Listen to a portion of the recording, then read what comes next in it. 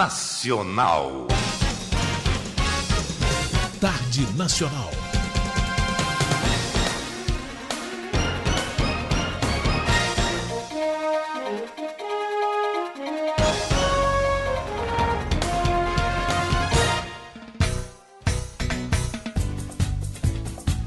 Entrevista.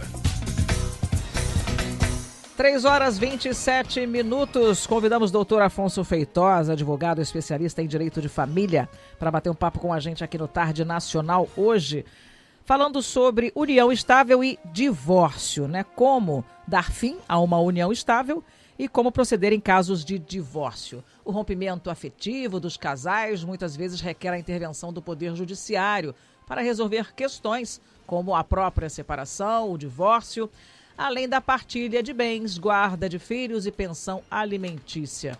Certamente é um processo que traz muitas dúvidas, né? Quando ele deve ser judicial, quando pode ser extrajudicial todo o processo. Quem conversa com a gente sobre o assunto é o doutor Afonso Feitosa. Boa tarde, doutor Afonso. Boa tarde, como é que vai? Tudo bem? Tudo bem, obrigada por atender ao nosso convite. Muito obrigado pelo convite, obrigado. A gente sabe, né, doutor Afonso, hoje em dia está muito mais fácil casar, descasar, juntar, separar do que antigamente, com certeza. O divórcio, né, ele foi simplificado de alguma forma? Foi pelo seguinte, quando ele iniciou, tinha o problema da separação jurídica, judicial, por 1 ano e a separação de fato por 2 anos. Então, primeiro separava e depois fazia a convolução da separação e divórcio.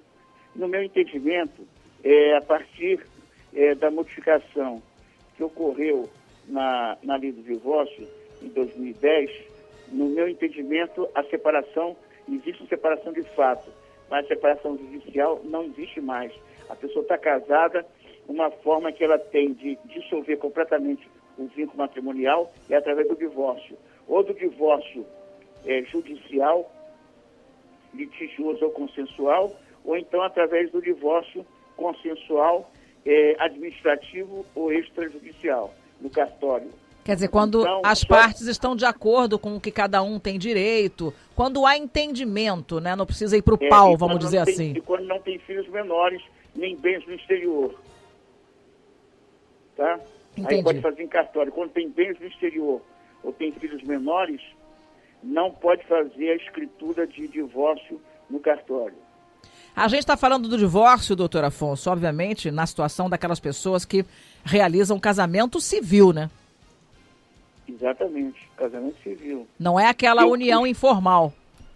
Na união informal é chamada união estável. Exato. Que também pode ser reconhecida no cartório, não é verdade? E pode haver a ação declaratória de reconhecimento da união estável pela via judicial. Nesse caso, só um parênteses, doutor Afonso. Nesse caso, o reconhecimento de união estável feito em cartório, ele tem efeito retroativo? Ele conta a partir do início dessa união ou a partir da formalização dela? Não. A pessoa pode chegar no cartório e dizer assim, olha, hoje, e nós temos há 10 anos de união estável. Sim. Então, o que coloca aí? A gente está fazendo hoje a união estável, mas ela é retroativa. Entendi. Tudo que aconteceu na fase anterior é válido. Agora, no meu entendimento, no meu escritório, todo mundo que tem um patrimônio considerável e que está em união estável e que fez uma escritura de reconhecimento de união estável no cartório, eu sugiro que faça judicialmente. Por quê? Porque quando a pessoa faz no cartório e um falece, o INSS tem criado muito problema, porque acha que está havendo alguma armação de menina nova com uma pessoa de mais idade. Então, para que não haja problema nenhum com a minha clientela, todo mundo que vem aqui diz, nós temos a união estável em cartório. Quando eu vejo que o casal pode ter problema no futuro, eu sugiro um acordo, uma união estável consensual, um reconhecimento de união estável consensual pela via judicial. Agora mesmo eu tenho um casal com um patrimônio substantivo que eu estou fazendo o reconhecimento da união estável em vara de família. Eu entrei com um processo requerendo ao juiz que declarasse a existência de uma união estável com data retroativa tem 19 anos atrás. Sim, a Justiça reconhece e valida esse tipo de documento. Agora, me admira o INSS recusar um documento formalizado em cartório para fins... Está criando problema e órgãos estaduais, não só a INSS está criando problema, que ele quer que comprove muitas vezes a união estável nele e em vara federal, e institutos de previdência também está ocorrendo isso agora mesmo em Vitória. Teve uma cliente do escritório que teve um problema muito sério no Instituto de Previdência, exatamente porque não reconheceu a união estável dela cartorária, a escritura de união estável. Então, isso pode ser feito, desculpe interromper, isso pode ser feito depois da morte desse cônjuge, desse companheiro, vamos dizer assim. Só que de forma mais trabalhosa e mais demorada, né? Não entendi. Esse documento exigido na Justiça... vai ter que convalidar, vai ter que entrar com ação para convalidar. Agora, o interessante é que em vida, o casal que está em união estável, ele deve procurar um advogado. No meu escritório, por exemplo, eu sugiro quase sempre que seja pela via judicial. Por quê? Havendo consenso, em 2 meses eu consigo convalidar essa união estável. E é mais certo, porque vai ser um documento judicial. Por exemplo, pensão alimentícia. Você estipular uma pensão alimentícia em sede cartorária, isso é um problema sério quando você tem que entrar com uma execução alimentar, entendeu?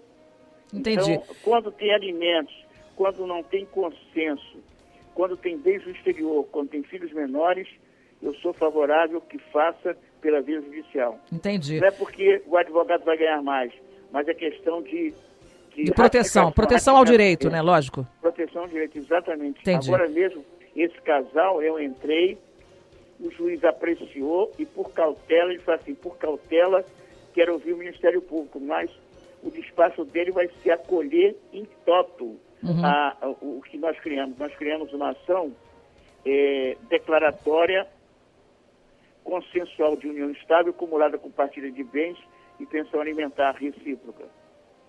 Agora, a gente começava falando sobre o divórcio, doutor Afonso. Ele de forma simplificada, extrajudicial, né, um divórcio consensual, as partes estão de acordo, não há filhos menores, não há bens no exterior. Tudo bem, aí não há problema. Aí tudo bem procurar o cartório. A coisa fica legitimada. Ou fica vulnerável também? Não, né? Não, fica tudo sim. certo. Só que, se porventura houve sonegação de bens, o que vai acontecer? Vai ter que entrar com a ação judicial de sonegados e requerer uma sobrepartilha, judicialmente. E não em termos de cartório. Sim. Ele fez e sonegou. Então, a briga pela sonegação de bens vai ser numa ação de inventário por divórcio, para fazer a sobrepartilha dos bens sonegados. Quer dizer, a discussão judicial, discussão entre o casal, nunca pode ocorrer em nível de cartório. Por que motivo? Porque o tabelião, ele tem uma vestimenta ad exceptione, excepcionalmente, de magistrado. Em que sentido?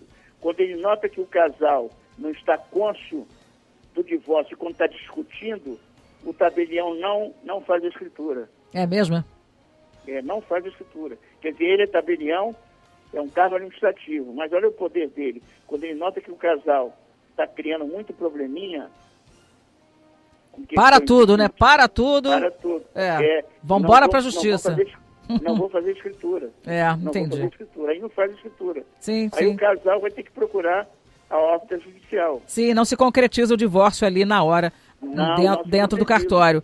Só para esclarecer, nesse tipo de procedimento, doutor Afonso, não se faz necessária a presença do advogado, né? É necessário. Muitos cartórios... É necessário ter um advogado acompanhando o casal? Não. Só para você ter uma ideia, quando a pessoa... O correto pela lei é o seguinte, quando um casal está com desejo de efetivar o seu divórcio pela via cartorária, a primeira coisa que ele tem que procurar é um advogado.